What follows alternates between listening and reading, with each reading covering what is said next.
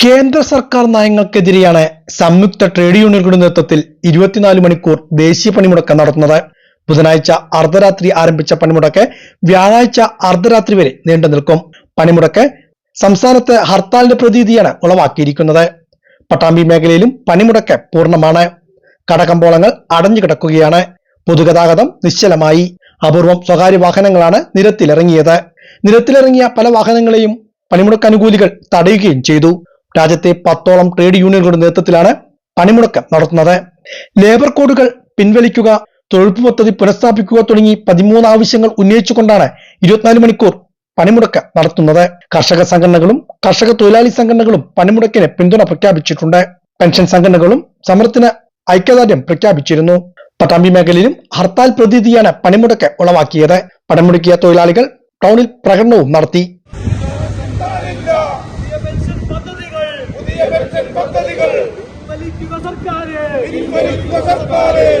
Pension പദ്ധതി തന്നെ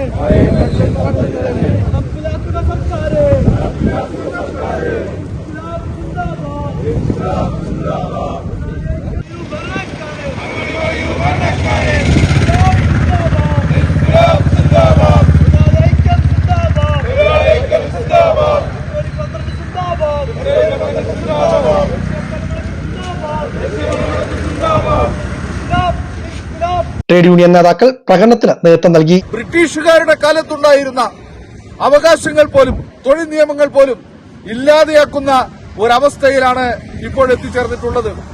ഇത് ഇവിടെ മാത്രമല്ല, പാർലമെന്റിനകത്ത് നടന്നുകൊണ്ടിരിക്കുന്ന കാര്യങ്ങൾ നോക്കൂ. പാർലമെന്റിനകത്ത് ചില കാര്യങ്ങൾ ഉന്നയിക്കാൻ അവകാശമില്ല, ചില ചോദ്യങ്ങൾ ചോദിക്കാൻ പാടില്ല, ചില കാര്യങ്ങളെ സംബന്ധിച്ച് സംസാരിക്കാൻ പാടില്ല, ചിലത് ഉന്നയിക്കാൻ പാടില്ല.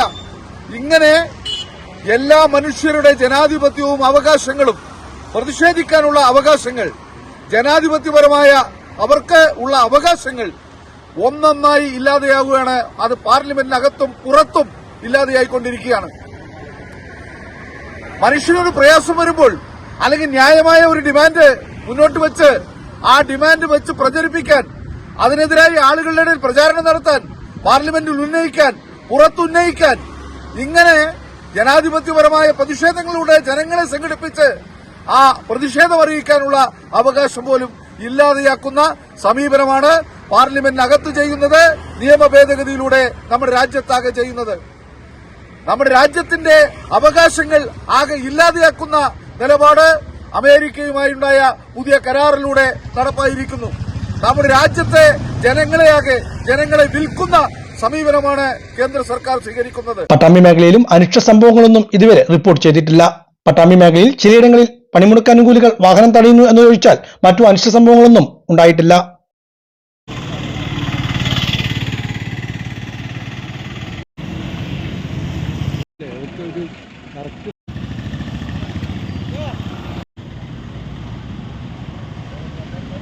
ഈ പണിമുടക്കാനുള്ള സ്വാതന്ത്ര്യം നിലനിർത്തുന്നതിന് വേണ്ടിയുള്ള പോരാട്ടമായിട്ടാണ് മാറുന്നത്.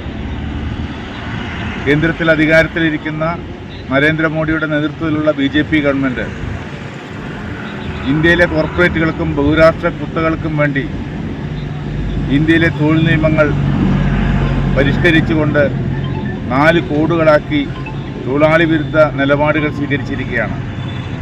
ലോകത്തെമ്പാടും തൊഴിലാളികളുടെ ജീവിതവുമായി ബന്ധപ്പെട്ടുകൊണ്ട് തൊഴിലാളികളുടെ ഉന്നമനത്തിന് വേണ്ടിയാണ് നിയമങ്ങൾ നിർമ്മിച്ചിട്ടുള്ളതെങ്കിൽ സ്വാതന്ത്ര്യാനന്തര കാലത്ത് ബ്രിട്ടീഷുകാരൻ ഉൾപ്പെടെ ഇന്ത്യൻ തൊഴിലാളി വർഗത്തിന് നൽകിയ ആനുകൂല്യങ്ങൾ ഓരോന്നായി എടുത്തു കളയുന്നതിന് വേണ്ടിയാണ് ഇപ്പോൾ കേന്ദ്ര ഗവൺമെൻറ് തയ്യാറായിട്ടുള്ളത്. 29 തൊഴിൽ നിയമങ്ങളെ 4 കോഡുകളാക്കി മാറ്റിക്കൊണ്ട് പണിമുടക്കാൻ പാടില്ല, വിലപേശാൻ പാടില്ല, കൂലി കൂടുതൽ ചോദിക്കാൻ പാടില്ല, ബോണസിന് അർഹതയില്ല, മിനിമം വേജസ് ആക്ട് നടപ്പിലാക്കേണ്ടതില്ല. ഇത്തരത്തിൽ തൊഴിലാളികളെ കൂലി അടിമകളാക്കി ജോലി ചെയ്യിപ്പിക്കാൻ ആവശ്യമായ തീരുമാനമാണ് ഈ ഉത്തരവിലൂടെ പുറത്തു